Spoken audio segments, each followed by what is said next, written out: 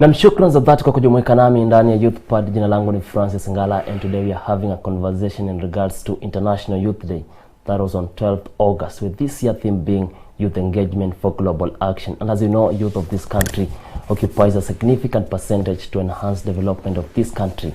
If enabling environment is provided for them to thrive, the need to transform education for young people, inclusivity has been a bone of contention. Well, to break this down, I'm joined by gentlemen, and of course I'll let them introduce themselves. But remember, you can talk to us through our social media handles at CACTV_Kenya, Twitter and Facebook, CACTV. Welcome, gentlemen, and maybe I'll give you a chance to introduce yourself. Thank you. I'm Daniel Kiplel, youth leader from Transoya. My name is Omoe Maranga, the President, Vijana Economic Front, which is a youth political pressure group that is pushing for economic reform that is going to benefit young people in this country. And there's no better time to come on this platform to speak on this issue, better than during the Youth Global Week, the International Global Youth Week. Yes. Okay, first let's celebrate the resilience of the young people. Let's look into what areas are there to celebrate the young people, especially during this time. Okay, one thing I want to say that youths have been on the forefront, especially this time, hard times of COVID. You've seen that the government has tried, they've launched the issue of the Vijana Mtaani thing. But even that, we have seen very many youths with a lot of innovative ideas. We talk about the beds that the other day, talk about the ventilators. So there's a lot to celebrate about the youths. Despite the little support they get, they have gone out of their way, they have created awareness and all that innovative that you can see in our society. Something to celebrate the youth for. I wouldn't want to narrow down the celebration of youth to the COVID era, which has only been here for the last 4 months. We have had the previous 8 months since last year. And there are so many things to celebrate about young people, especially for this country. Kenya is one of the centers of innovation, especially in ICT. Globally, we compete. We have our young people in Silicon Valley, in California, in Rotterdam, in Netherlands, and many other places globally.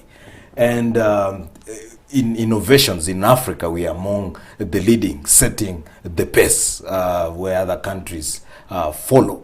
And so I would celebrate, especially the branch of government or the branch of life called ICT is a place where we as young people have developed a lot. We have seen guys innovating ventilators, as you have seen from our Kenyattas University. We have had the best innovative wheelchair of the year. It was innovated by a Kenyan. You saw that something last to year. Celebrate about. Absolutely, and it and a very cheap wheelchair that is going to be funded by the UN.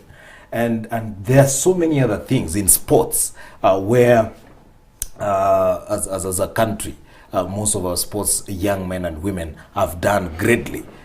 And there is a need now during this International Youth Week to fill more gaps that have been left out, especially in policy making. We need but to before we get into that, absolutely. maybe Kiplel. Sorry, your name is a bit hard for me. But you just talked about Vijana Kazi Mtaani that was launched the other day. But do you think the government has done enough as far as the youth engagement and involvement is concerned, and in relation to this year's theme? About this year's theme in relation to the global, whatever you say, I don't think we have done so much. First, I want to say something about the Vijana Mtaani initiative that started the government. You've seen that youths are complaining. The youths are not being paid as they agreed. And again, I want to say this, that the issue, the idea is very fine. But again, it's not accommodating all the people. We're talking about ICT. How are youths being accommodated about the ICT apart from their own innovativeness?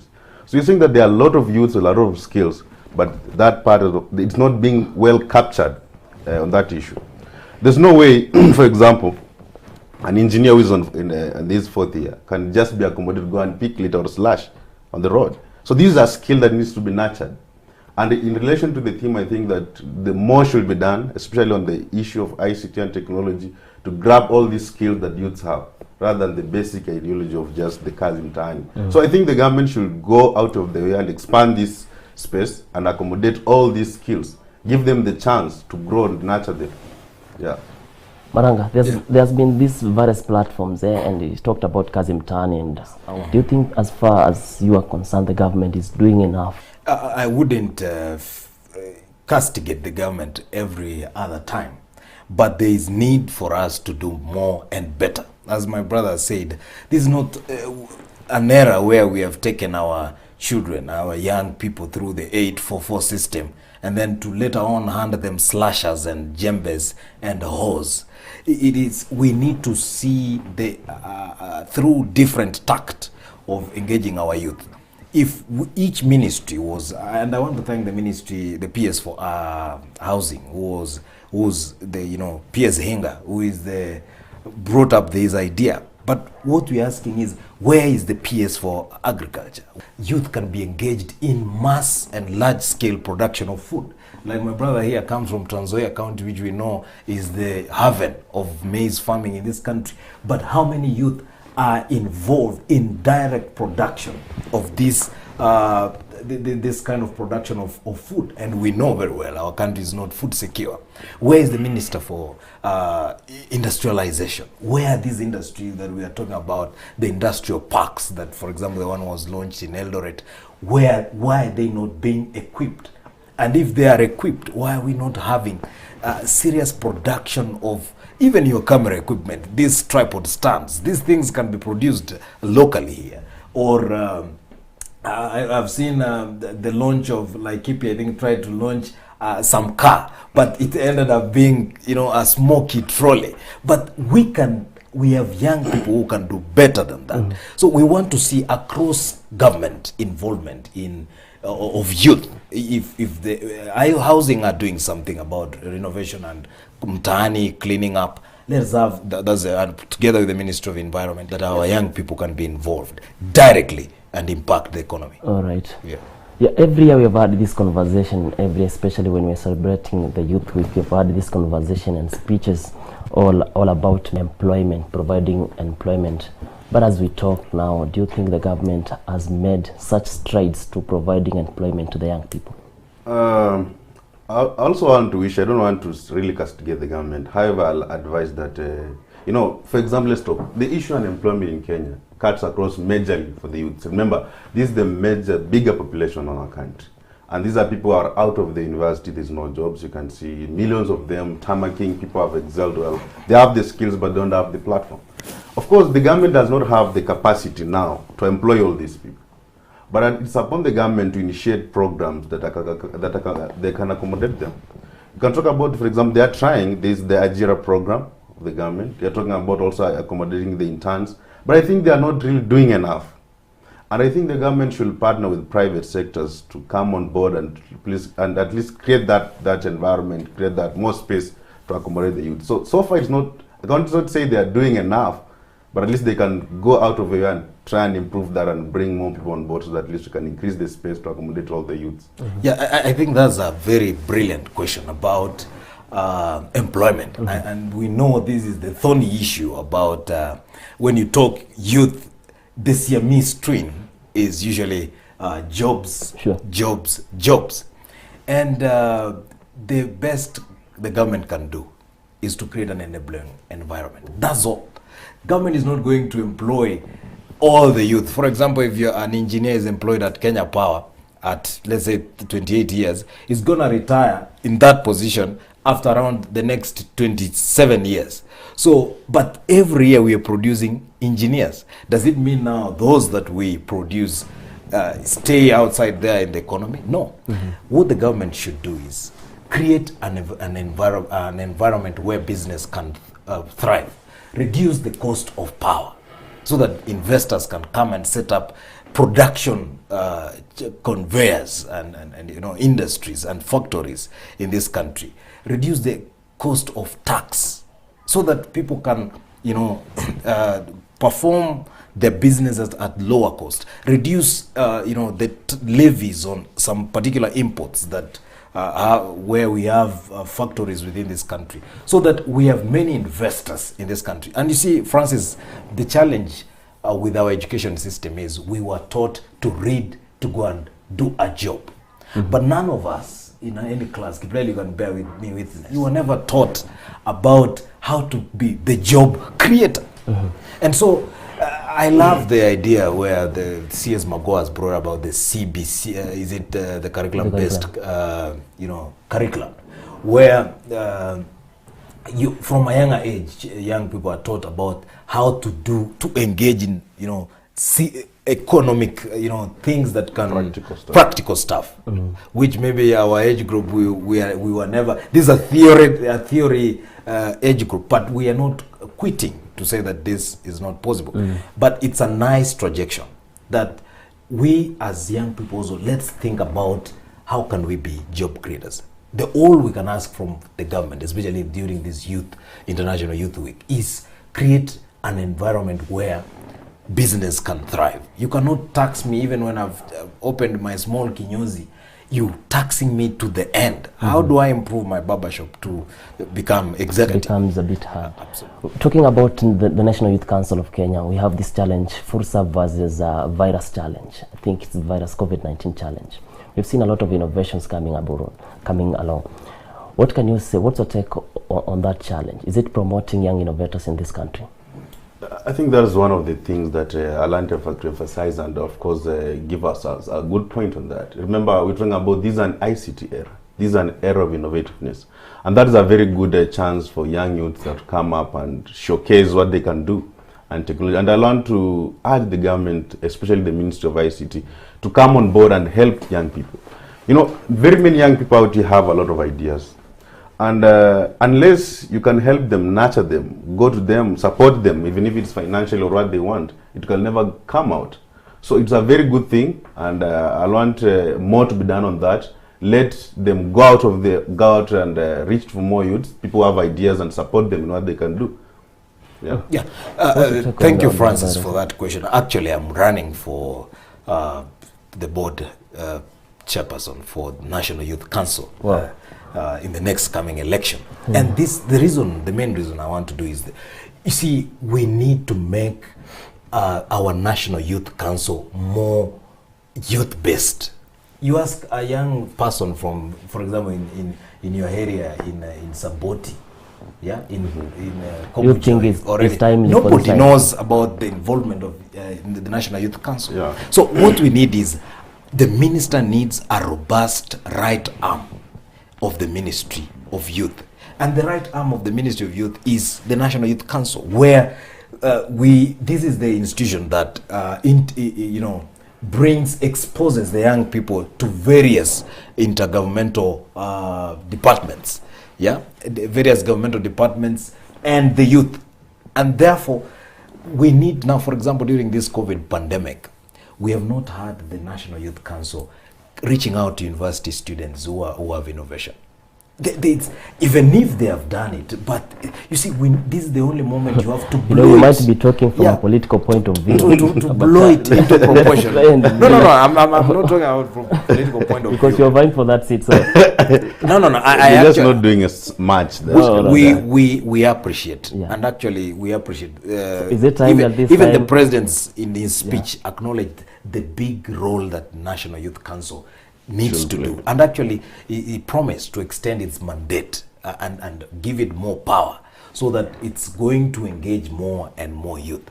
And therefore, what I would suggest is that we need a more robust leadership in that council, so that a youth in uko Kisii kule Gesusu, or in your place in Kitui West, or in Saboti Trans Nzoia, or in Pokot, Chemoson, people know that the National Youth Council can do something at that low level. Personally, I feel, especially during this COVID, this was the era, this was the time for us youth to really come out, innovate, make masks. A mask can be made from anything, from wherever.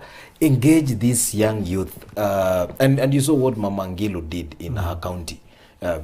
beginning the textile industry, and it has really employed so many people in the industry and through the entire logistic enterprise of the textile industry for that factory. This is what we need the National Youth Council to push. Push through state departments, push through the counties. Yeah. Well, thank you for that. And maybe let's have an overview of the president's speech on Wednesday. He talked about investing heavily on education sector, and we understand many graduates who join the job market out here.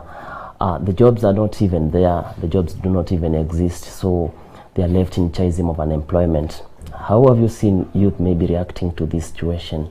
I'll first start characterizing what the president said. From the first point, he said that he has done so much on education. One is the 100% transition from primary to secondary school.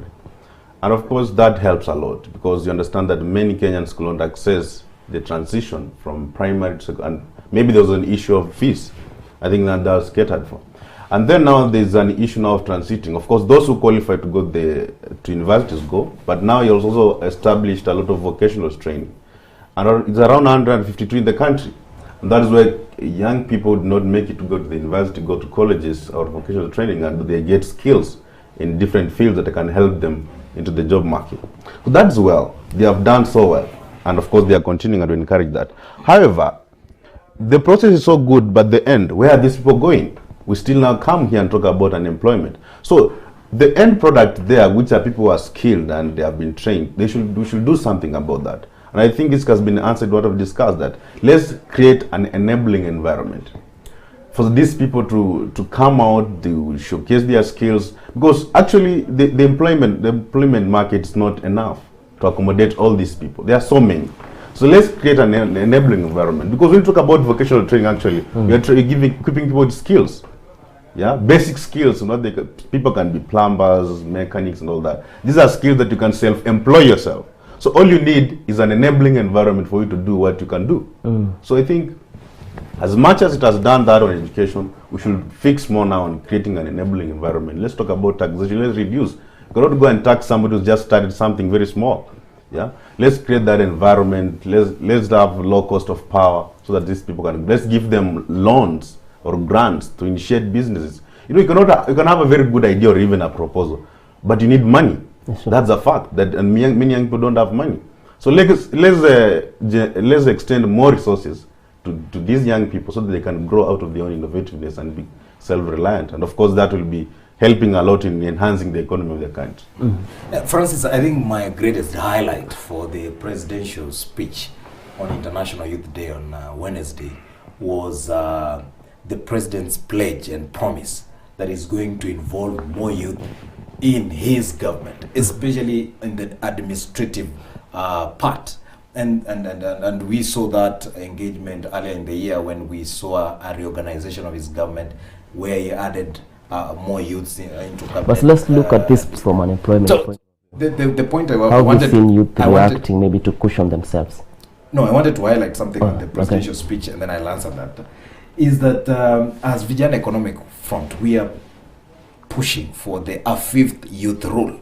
Just like women have a third gender rule, we want in every appointments, where we have 5 appointments, let one of them be a youth. In that board, let's have a young person bringing in the energy of youth in that boardroom.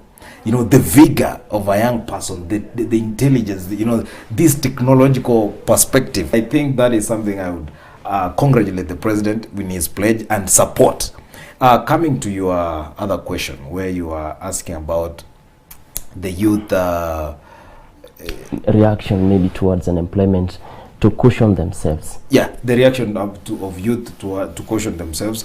There is very little youth are able to do. Without money, you can do very little. Yeah. What we are actually asking the government as young people is, can you create for us an enabling environment? Can we have tax rebates? Can we have a way in which you can have an amnesty period?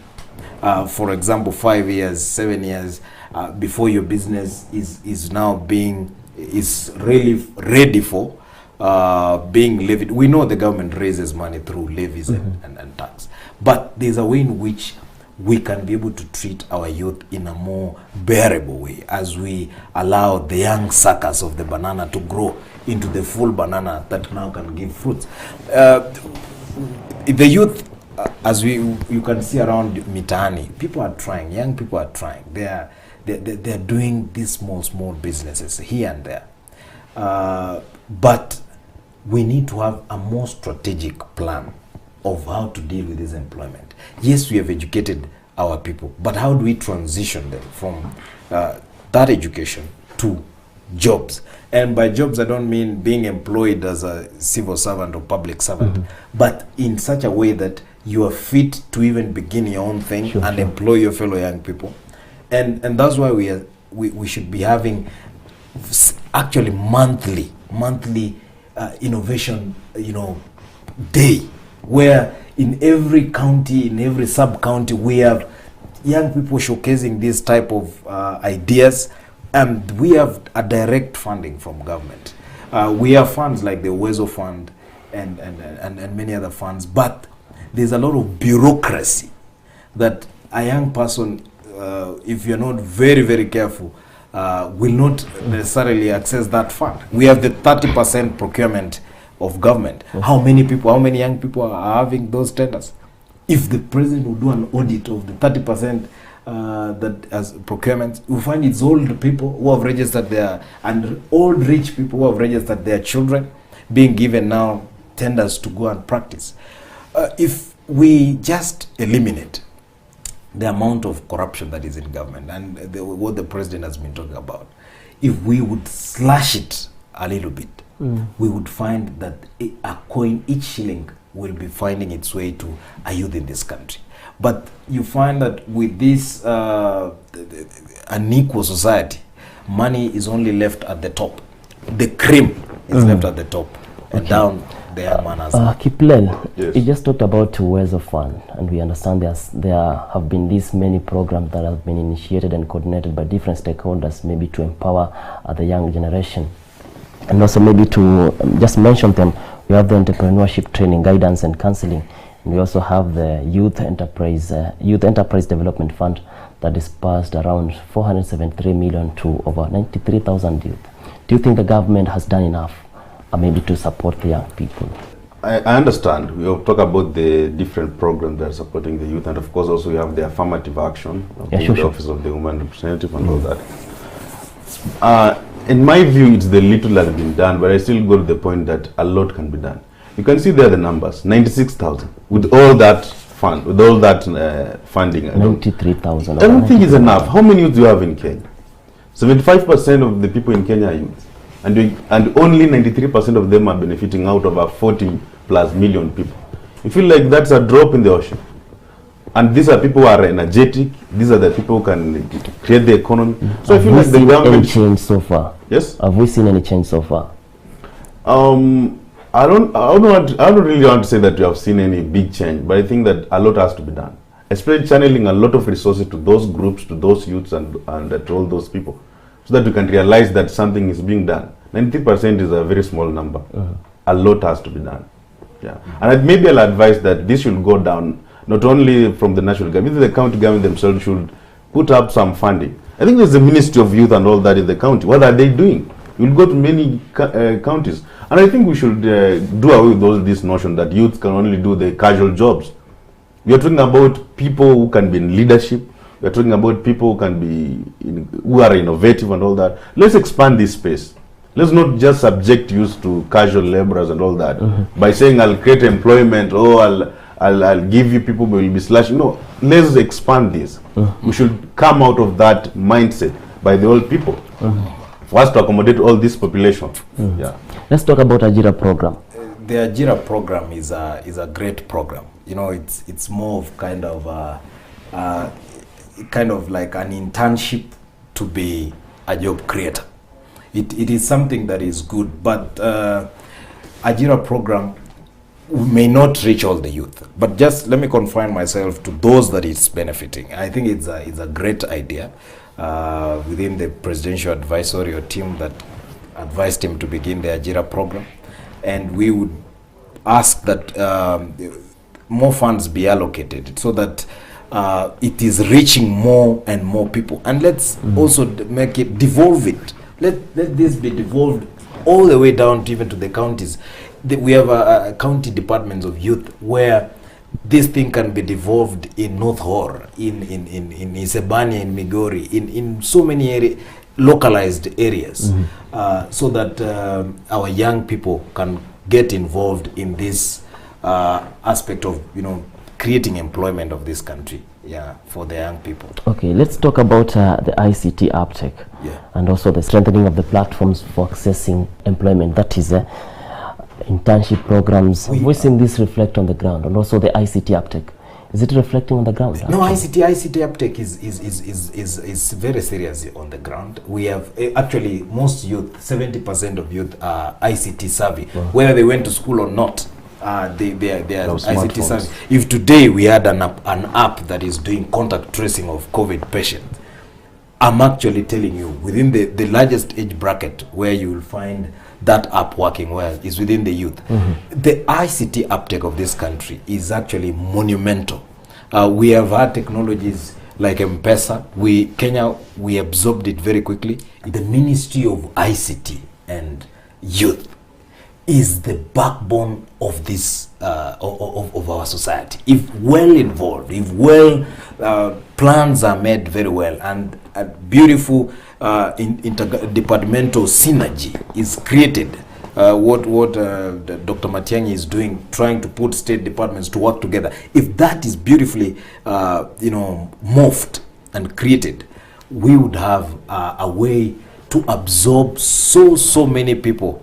We talked about unemployment, and we have issues that come along with unemployment. We have anxiety, committing suicide, and also depression. These cases have been rising, especially depression. What kind of advocacy do we need to maybe to reduce this? Do we need to inculcate counseling at the younger age?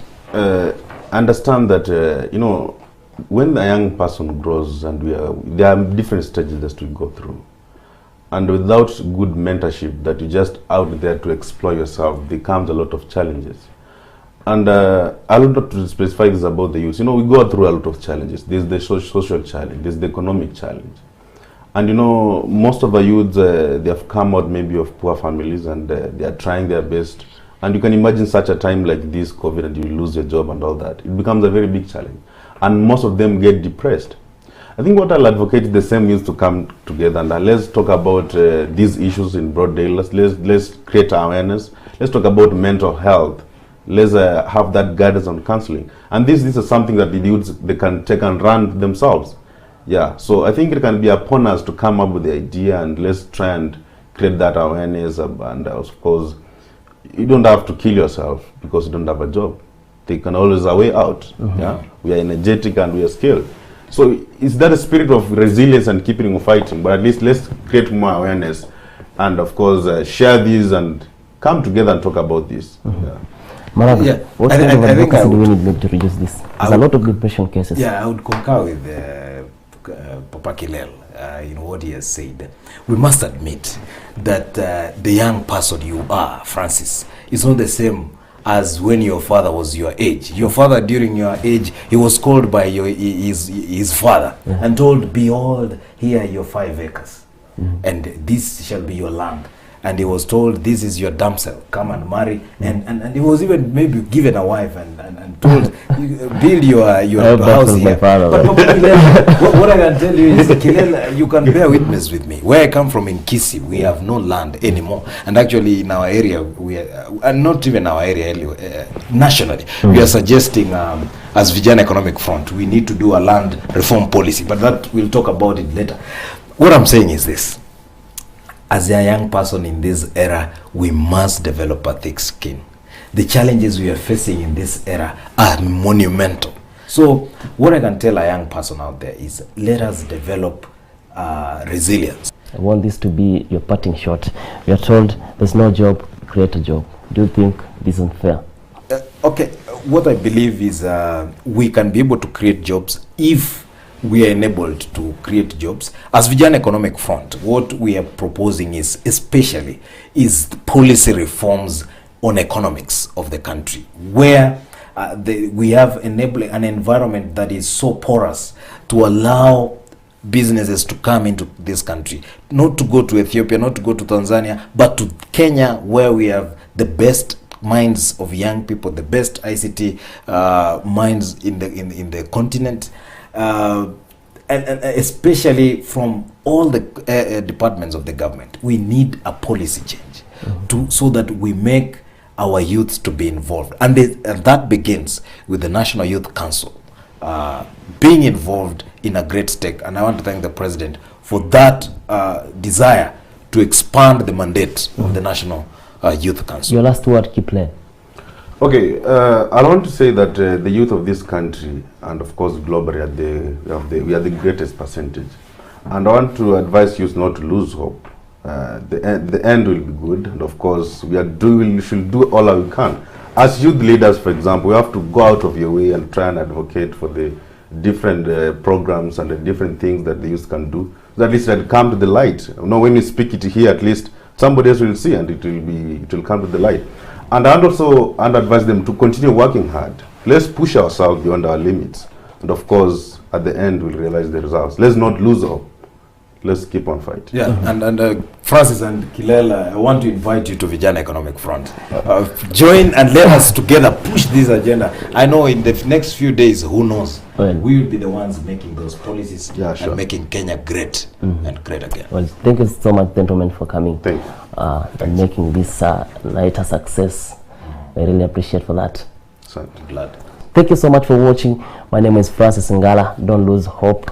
Keep the purpose, and remember you can send your feedback through our social media handles at KAKTV_Kenya, Twitter and Facebook KAKTV. See you next Friday.